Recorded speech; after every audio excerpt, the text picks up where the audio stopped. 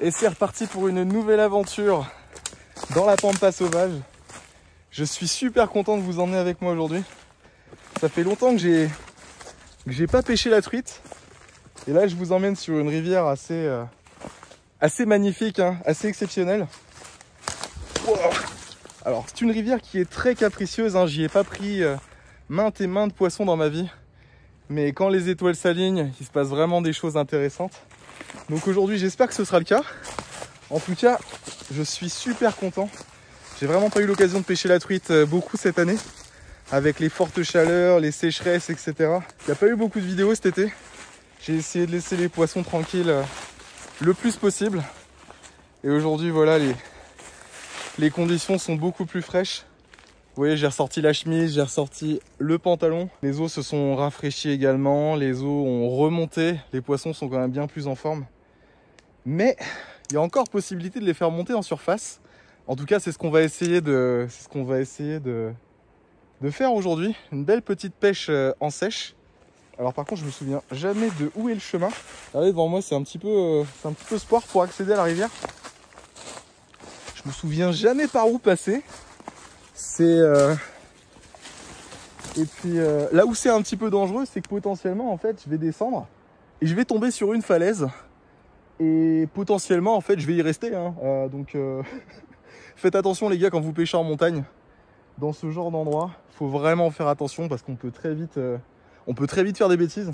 Aujourd'hui je vais avoir 2 petites heures de pêche, hein, donc ça va pas être une session très longue. Et avant que je vous parle de l'objectif de la journée, je voulais prendre un petit moment pour remercier chacun d'entre vous pour tous les petits mots positifs que vous adressez à propos de la chaîne, à propos de mon travail, à propos de Pampafly, de l'aventure. On est de plus en plus nombreux dans l'aventure Pampafly, les gars, ça me fait vraiment super plaisir. Donc je voulais prendre le temps de remercier chacun d'entre vous. N'hésitez pas à continuer d'interagir avec moi, c'est ce qui me fait vibrer, c'est ce qui me fait kiffer de parler avec vous, d'échanger sur plein de sujets. N'hésitez pas à partager la chaîne à vos potes, à vous abonner, à me proposer aussi des sujets pour les nouvelles vidéos à venir, etc. En tout cas, ça me fait super plaisir et je voulais vous remercier. Voilà. Alors, j'arrive clairement dans la partie la plus sport, mais j'entends la rivière, donc c'est que je dois pas être bien loin. Je commence à l'apercevoir là-bas en bas. Ah là là là là. Ah, c'est magnifique.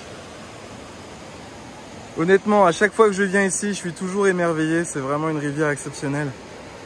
Regardez-moi ça, le paysage, quoi. Oh là là. On se croirait dans un film. C'est magnifique. J'ai pas les mots. J'ai pas les mots. La rivière est magnifique. Eau translucide. Oh là là, vraiment, ça m'émeut. C'est magnifique. C'est magnifique, il n'y a pas d'autre mot. Du coup, on va commencer en douceur, en nymphe. Comme d'habitude, équipement léger, canne 9 pieds, soit 5. Bas de ligne de 2,85 m, pointe en 14 centièmes. Et je vais commencer avec un petit indicateur de touche et une petite casquée dorée que vous voyez juste ici. Petite pheasant tail. Je pense que ça peut marcher. À l'époque, je prenais du poisson avec des pheasant tail classiques. Pas besoin de se prendre la tête. En général, les poissons savoyards sont assez traditionnels. Et il y a toujours possibilité d'en prendre en pheasant tail. N'hésitez pas à aller checker le montage d'ailleurs de cette petite nymphe. Elle pourra vous sauver la mise de nombreux capots. C'est vraiment un indispensable du pêcheur à la mouche. Bon, allez, on est parti.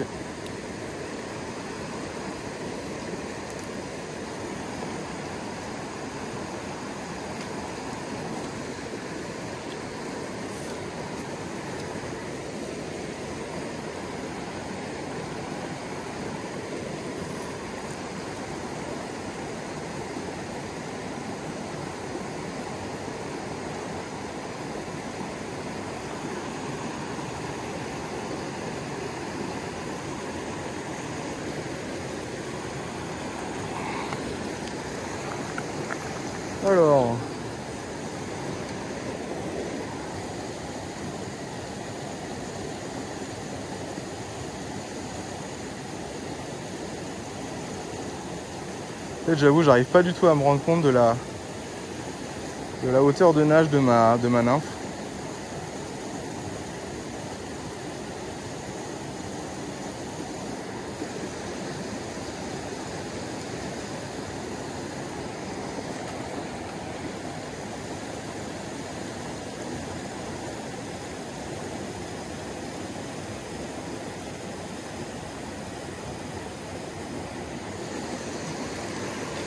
Bon. Ok.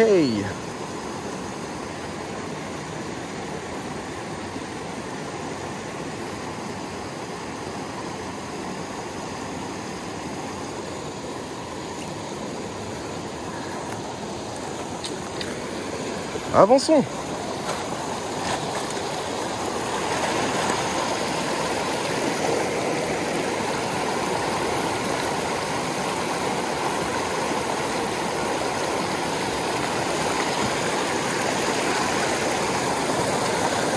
Ah, la rivière est vraiment belle, hein. Ce serait vraiment étonnant de ne rien voir aujourd'hui.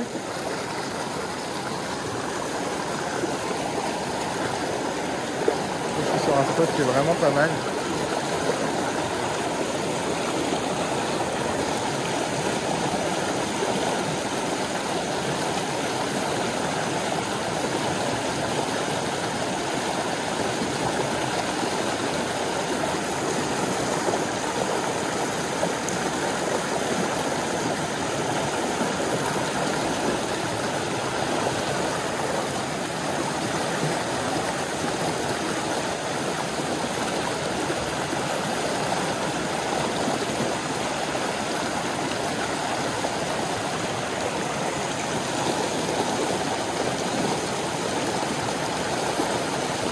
Oui, oui, brown trout, magnifique, magnifique.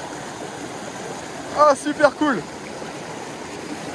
Oh, elle m'a pris à la 4e ou 5e dérive. Magnifique, regardez-moi ce poisson. Une superbe truite de la rivière. Elle est magnifique. Un poisson qui doit faire 24-25 cm. Ah, super content. Super content. On a pris la petite pheasant tail là. Magnifique. Hop.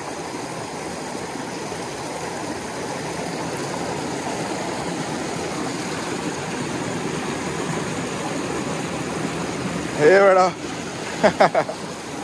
Ah, trop bien. Trop bien.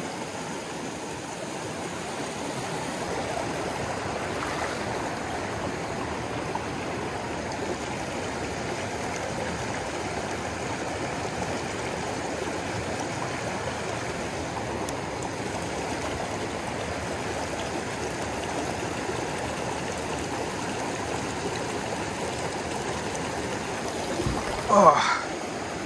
Ça nécessite d'avoir le pied montagnard, mais c'est quand même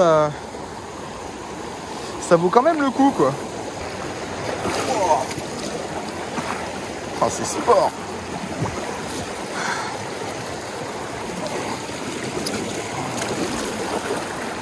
Oh. Allez, celle-là était belle. Ah purée, je me suis éclaté le genou. La canne a bien tapé là-bas aussi.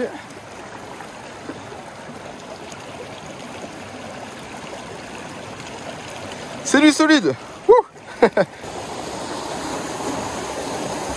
Ouh. Et en plus, c'est de plus en plus fort.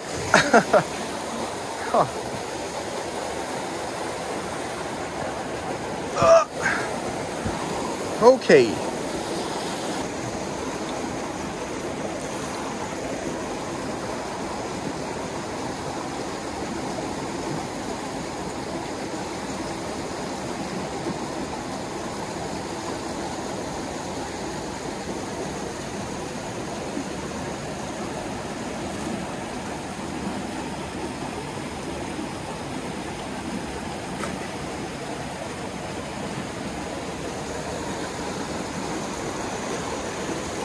Bon alors comme vous l'avez vu, la nymphe ne fonctionne plus du tout, hein. Je viens d'arriver sur un grand plateau où j'ai vu quelques poissons. Je me suis pris 2 refus symboliques, mais on voit que les poissons sont plus du tout intéressés. Et là j'arrive sur un nouveau plateau sur lequel je viens de voir le premier gobage de la matinée. Effectivement, il y a quelques mouches qui commencent à voler un petit peu sur le spot, c'est bon signe. Et ça va me permettre de passer directement en sèche, de virer la nymphe. C'est pas plus mal parce que la nymphe avait fait son temps dans tous les cas. Et là, on va pouvoir passer aux choses sérieuses. Et j'espère pouvoir valider l'une de mes sauterelles aujourd'hui. Ha! Ça va être sport, mais j'y crois. Étant donné que les poissons n'ont pas l'air très sympathiques aujourd'hui, je vais commencer avec le coloris sobre. Donc la sauterelle noire, regardez ça, elle est magnifique. J'espère qu'elle va fonctionner. Je suis plutôt confiant. Ah, il y a eu un deuxième gobage là-bas sur le plateau. Alors ça a l'air d'être un poisson un peu moins gros que le premier. Hop, j'espère qu'elle va bien flotter aussi.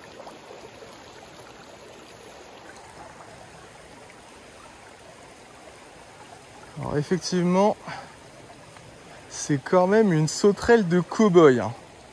Elle est plutôt massive.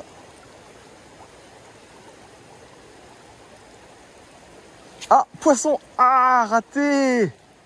Ah, terrible! Ah, terrible, je l'ai raté, je l'ai vu faire un... En fait, je l'ai vu faire un demi-tour carrément depuis la berge d'en face. Et j'ai vraiment ajusté mon posé, le posé était incroyable.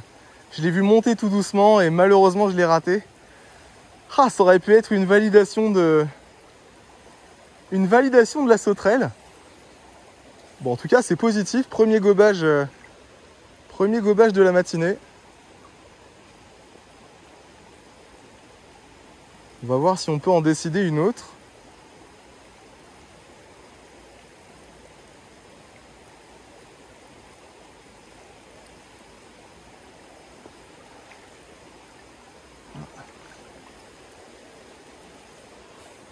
Il y en avait une autre qui gobait un petit peu plus loin tout à l'heure.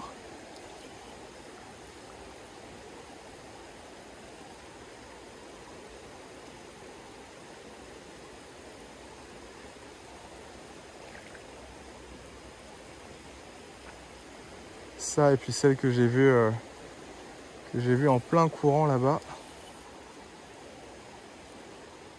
Ah, c'était par ici. Hein.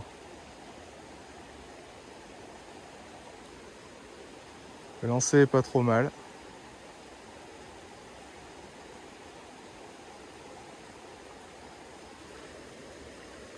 Ah, elle s'est peut-être déplacée, je ne sais pas. Je ne saurais le dire.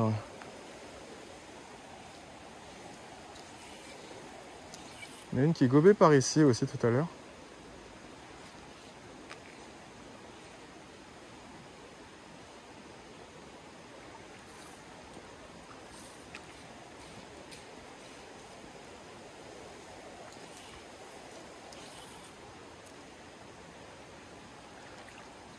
Ma théorie aussi, c'est que sur les poissons qui commencent seulement à gober sur une éclosion, parfois quand il y a très peu d'insectes sur l'eau, c'est peut-être le moment où ils sont le moins difficiles. Parce qu'une fois qu'il y a vraiment une grosse éclosion très spécifique, là les poissons commencent vraiment à cibler les insectes qu'ils vont gober en surface.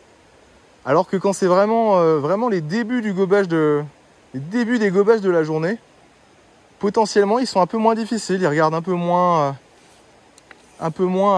à choisir, on va dire.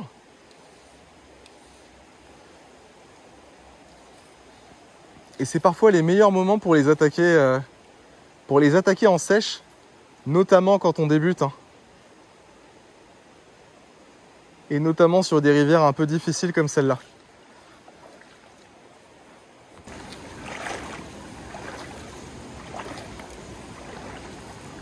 Oh non mais là...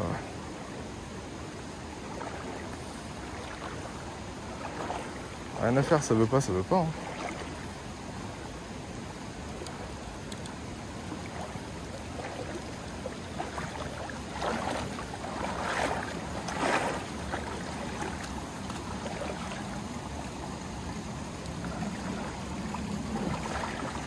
Ça sert à rien d'essayer de s'inventer des poissons. S'il y en a pas, il y en a pas. Hop. Allez, on va faire 3 lancers là-bas.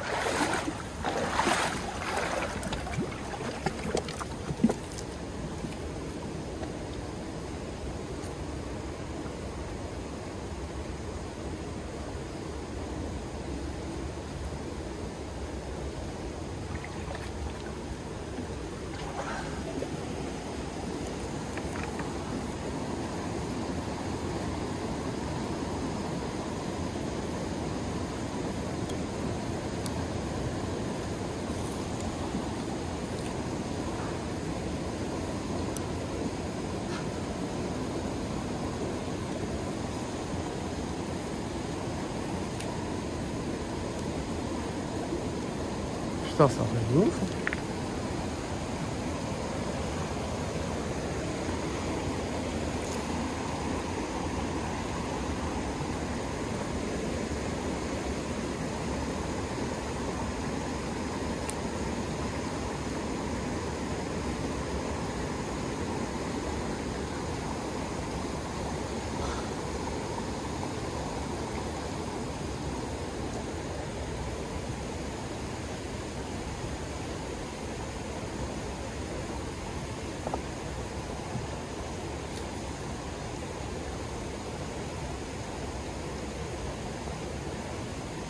Oh putain!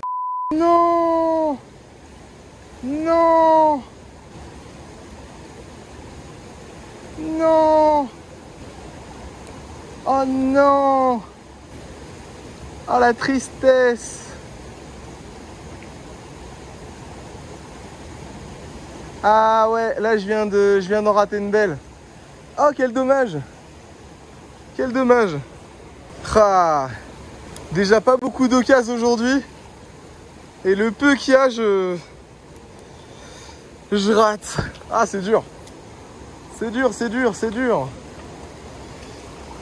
C'est tout, c'est pas grave, on continue un peu. Ah, quel dommage.